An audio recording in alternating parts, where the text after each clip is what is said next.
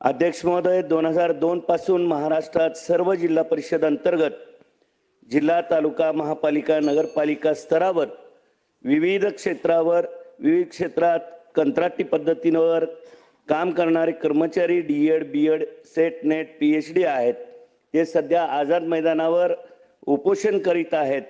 त्यांच्याकरिता 2024 ऑक्टोबर या दिवशी त्यांना 50% कर्मचाऱ्यांना कायम करण्यात आलेला आहे आणि उर्वरित कर्मचाऱ्यांसाठी कायम करण्याची मागणी या ठिकाणी मी करत आहे.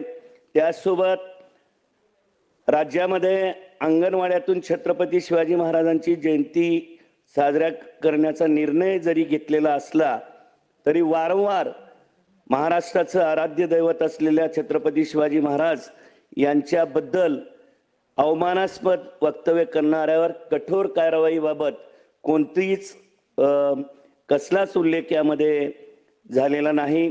समान वेतन समान काम धोरणानुसार राज्यातील शिक्षण सेवकाची पदे रद्द करण्यात यावीत किंवा त्यांचा कालावधी 1 वर्ष करण्यात यावा किंवा 40,000 इतका मानधन त्यांना देण्यात यावं.